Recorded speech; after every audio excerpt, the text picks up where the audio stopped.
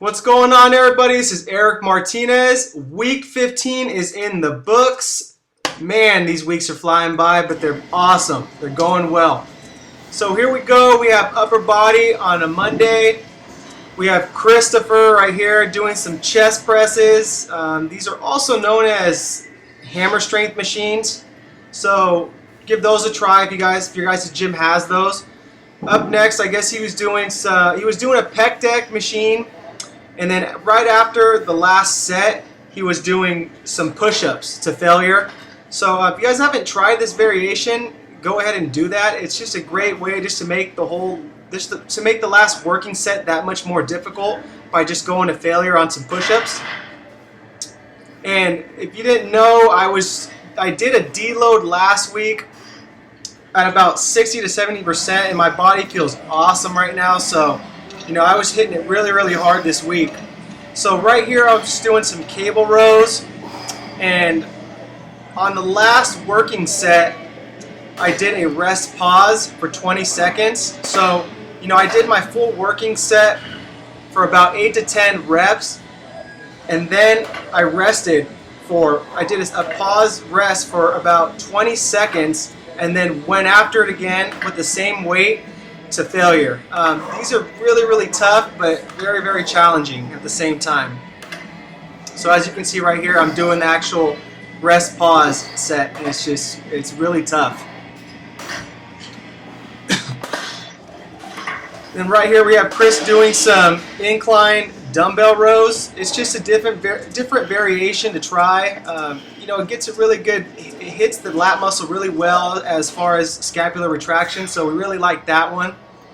Now right here, a lot of times when I do bis and tris, I like to do them together. So right here I'm just doing standing straight bar curls. So then right after that, I'm just going to go into some skull crushers, and I do this just to save some time because I don't see the point. It's the muscle, it's an antagonist muscle, so it's not going to interfere with the biceps. So you might as well just save some time and get it all done in one huge set.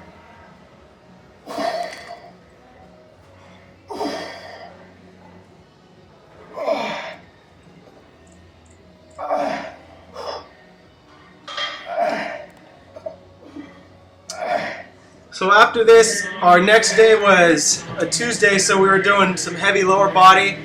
We went with deadlifts. And right here I'm pulling about 375 for about 3 sets, and I'm staying in the range of 4 to 6 reps. I'm still not trying to max out or anything like that. But as you guys can see, we make quite a mess in the gym, especially when we're doing deadlifts. We just we have the chalk everywhere, our bags and shoes everywhere, so it's quite messy. But right here, I was actually trying my deadlifts this week without any shoes on, and to be honest, it felt really, really great just doing it pretty much with my socks on. I mean, I know I've seen people do them barefoot, but I'm just not going to take it to that level and do bare feet. But no, it worked out really, really well, so give that a try. Right here we have our buddy Alex. He came down to get a workout in with us, so he's just pulling some deadlifts as well.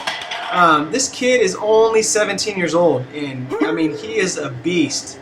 And he works his ass off, and I mean, we can't praise him enough. He just works hard. He's so focused, and I mean, this guy could be a future Olympia. Right here, just switching it up a little bit, just showing you a little goodie we got in the mail.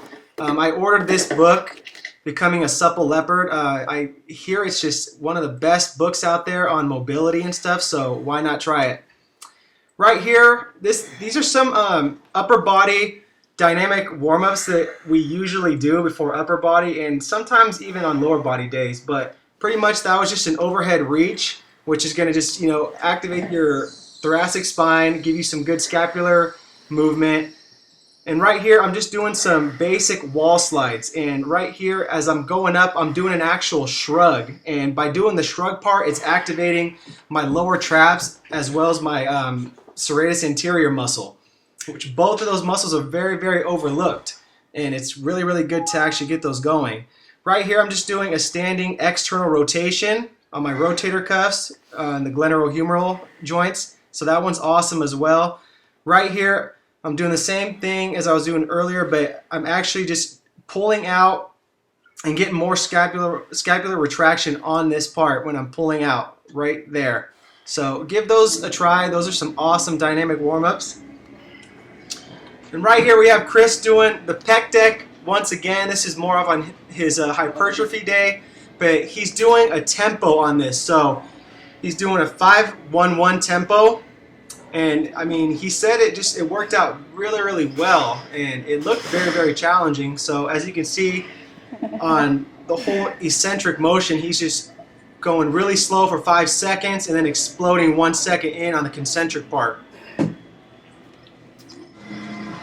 And right here we're still working on doing these ring pull-ups. You know, we're really big fans of these so far. So far so good with these things. So. And then up next on this workout, I was just experimenting with this one. I got this workout from Jimmy Smith. He's a very well-respected strength coach in the industry, and pretty much what I'm doing here is I'm going 5 reps, and I'm only doing about 70% weight, but I'm going 5 reps, and then I'm doing an actual isometric hold for 5 seconds just to get more mechanical tension on the lat muscles. And then I'm going to repeat that and go 5 reps again and then hold for 5 seconds again for a total of 4 clusters. So this is the first time I tried this, and wow, I mean, it was pretty awesome. So definitely going to try those again. And right here I'm just finishing up my back workout, just doing some machine pullovers. I've done the dumbbell variation, but it just doesn't seem to work out as well. So I really like this machine they have at our gym. So, yeah, that works out very well. And then up next, I was just doing some seated dumbbell lateral raises here, just to mix it up a little bit. I mean, usually I prefer doing them standing, but I've been doing that, you know, the last 6 to 8 weeks, and it's just, you know, time to just switch it up a little bit. And then we have legs again later in the week. We have Chris here just doing some occluded hamstring curls.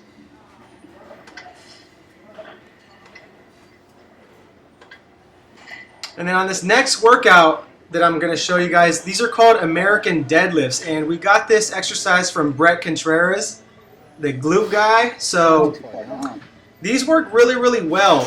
As you can see, as I'm going down, I'm exploding up and really squeezing my glutes. That's my main focus. I mean, I'm still hitting my hamstring muscles, but when I'm going up on the concentric part, I'm just thrusting, like almost a hip thrust. I'm just squeezing the hell out of my glutes. So those worked really well. And right here, just finishing up our workout, we're just doing some reverse hypers on the reverse hyper machine. If your guys' gym has one of these, I really recommend this. I mean, this targets the glutes so well, but it's just very tough to do just in general. And right here, we're just showing you guys a variety of our groceries. You know, we usually do our grocery shopping on a Saturday or Sunday.